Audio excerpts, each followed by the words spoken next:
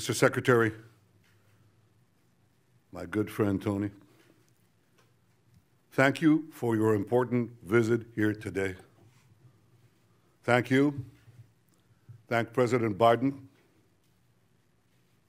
And thank you to the American people for your incredible support for Israel in our war against the barbarians of Hamas. I thank you in English. I want to thank you in Hebrew as well. אני רוצה להודות למזכיר המדינה בלינקן, לנשיא ביידן ולעם האמריקני על התמיכה הכבירה שלהם במלחמה שלנו נגד הברברים של החמאס. אדוני המזכיר, אתה בא הנה לעם כואב, עם לוחם, עם של אריות, עם שנחוש לנצח את כוחות הרשע מסביבנו. משעה לשעה מגיעות לנו, אנחנו שומעים על סיפורי הזוועה ועל סיפורי הגבורה. סיפורי הזוועה אומרים הכל עליהם, וסיפורי הגבורה אומרים הכל עלינו. והגבורה הזאת תנצח. Mr. Secretary, your visit is another tangible example of America's unequivocal support for Israel. Hamas has shown itself to be an enemy of civilization. The massacring of young people in an outdoor music festival, the butchering of entire families, the murder of parents in front of their children and the murder of children in front of their parents, the burning of people alive, the beheadings, the kidnappings of a young boy, not only kidnapped, molested, hurt, attacked, and the sickening display of celebrating these horrors, the celebration and glorification of evil.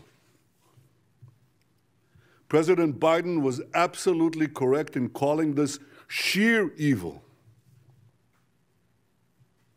Hamas is ISIS, and just as ISIS was crushed, so too will Hamas be crushed.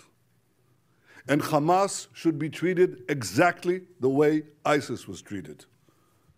They should be spit out from the community of nations. No leader should meet them. No country should harbor them. And those that do should be sanctioned.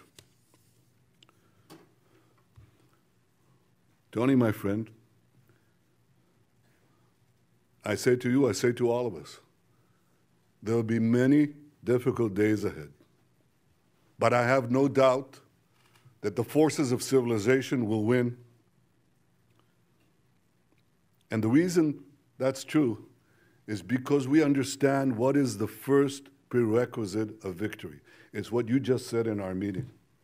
Moral clarity. This is a time, a particular time, a special time, that we must stand tall, proud, and united against evil. Tony, you are taking that stand. America is taking that stand. Thank you for being here today. Thank you, America, for standing with Israel today, tomorrow, and always.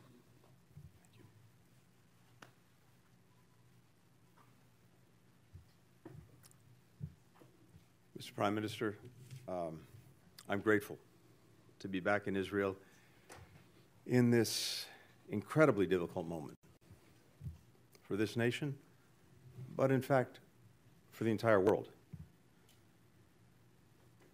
If you'll permit me, personal aside, I come before you not only as the United States Secretary of State, but also as a Jew. My grandfather, Maurice Blinken, fled pogroms in Russia. My stepfather, Samuel Pizar, survived concentration camps, Auschwitz, Dachau, Majdanek.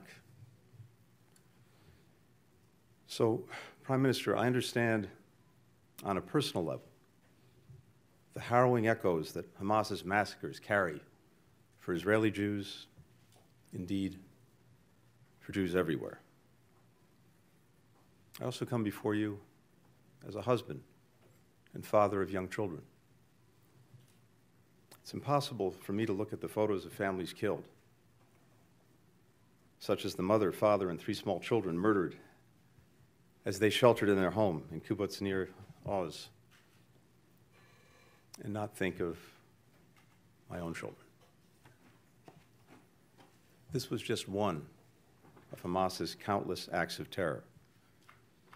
In a litany of brutality and inhumanity that, yes, brings to mind the worst of ISIS.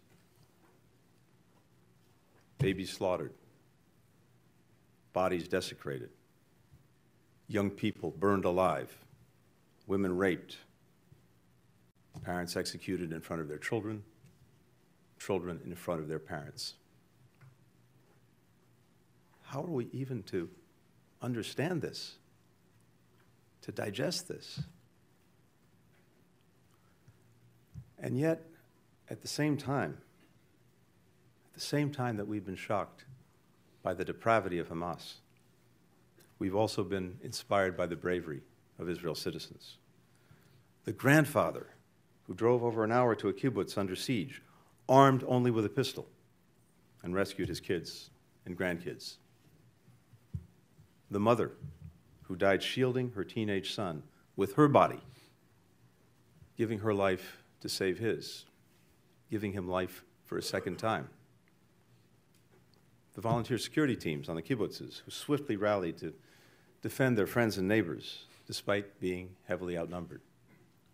And we're lifted by the remarkable solidarity of the Israeli people, demonstrated in the long lines of people giving blood, in the hundreds of thousands of reservists who've mobilized, some rushing home from abroad, people around the country opening their homes to fellow citizens displaced from the south.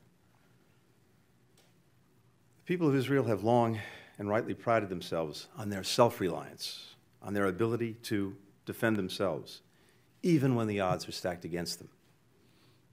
The message that I bring to Israel is this: you may be strong enough on your own to defend yourself, but as long as America exists, you will never ever have to. We will always be there by your side. That's the message that President Biden delivered to the Prime Minister from the moment this crisis began. It's the message that I and my other colleagues in the government have delivered to our Israeli counterparts on a daily, even an hourly basis.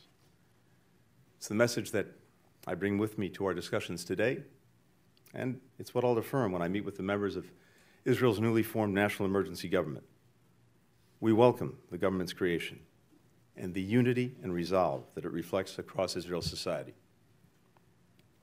We're delivering on our word, supplying ammunition, interceptors, to replenish Israel's Iron Dome, alongside other defense materiel. First shipments of U.S. military support have already arrived in Israel, and more is on the way. As Israel's defense needs evolve, we will work with Congress to make sure that they're met. And I can tell you, there is overwhelming bipartisan support in our Congress for Israel's security. Here in Israel and everywhere, we will reaffirm the crystal clear warning that President Biden issued yesterday to any adversary, state or non-state, thinking of taking advantage of the current crisis to attack Israel. Don't. The United States has Israel's back. We've deployed the world's largest aircraft carrier to the Eastern Mediterranean. We bolstered the presence of U.S. fighter aircraft in the region. We're providing other support as well. We continue working closely with Israel to secure the release of the men, women, children, elderly people taken hostage by Hamas. We're pursuing intensive diplomacy throughout the region to prevent the conflict from spreading, and I'll be doing that over the course of my trip in the coming days. Too often in the past, leaders have equivocated in the face of terrorist attacks against Israel and its people. That's why we've been adamant with all countries in the wake of these attacks. There is no excuse. There is no justification for these atrocities. You heard the Prime Minister say it. This must be a moment for moral clarity. The failure to unambiguously condemn terrorism puts at risk not only people in Israel, but people everywhere. Look at what just happened. Individuals from 36 countries killed or missing in the aftermath of Hamas's attacks. Europe, Asia, Africa, the Americas, no region has escaped Hamas's bloody reach. Anyone who wants peace and justice must condemn Hamas's reign of terror. We know Hamas doesn't represent the Palestinian people or their legitimate aspirations to live with equal measures of security, freedom, justice, opportunity, and dignity. We know Hamas, instead of promoting the well-being of its citizens, rules repressively and dedicates the resources it has to terror tunnels and rockets. We know Hamas didn't commit its heinous acts with the interests of Palestinian people in mind. We know Hamas does not stand for the future that Palestinians want for themselves and for their children. Hamas has only one agenda: to destroy Israel and to murder Jews. No country can or would tolerate the slaughter of its citizens, or simply return to the conditions that allowed it to take place. Israel has the right, indeed the obligation, to defend itself and to ensure that this never happens again. As the Prime Minister and I discussed, how Israel does this matters. We democracies distinguish ourselves from terrorists by striving for a different standard, even when it's difficult, and holding ourselves to account when we fall short. Our humanity, the value that we place on human life and human dignity, that's what makes us who we are. And we count them among our greatest strength. That's why it's so important to take every possible precaution to avoid harming civilians. And that's why we mourn the loss of every innocent life. Civilians of every faith, every nationality who've been killed. Tragically, the number of innocent lives claimed by Hamas's heinous attacks continues to rise. Among those, we now know that at least 25 American citizens were killed. We joined families in Israel, in the United States, around the world, in mourning their immeasurable loss.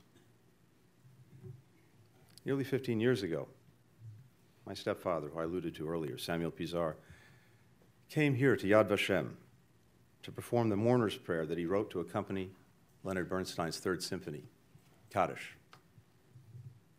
Reflecting on the unspeakable horrors that he'd endured as a boy in the Nazi concentration camps, he wrote that man, though created in your image and endowed with the freedom to choose between good and evil, remains capable of the worst as of the best, of hatred as of love, of madness as of genius. In this moment, where evil, hatred, and madness have once more taken so many innocent lives, we must stand together, resolved to confront what is worst among humanity with what is best. We must provide an alternative to the vision of violence and fear, nihilism and terror presented by Hamas. That is what the United States will do, standing with Israel, working together with its people, and all those in this region who remain committed to the vision of a more peaceful, a more integrated, a more secure, a more prosperous Middle East. Thank you very much.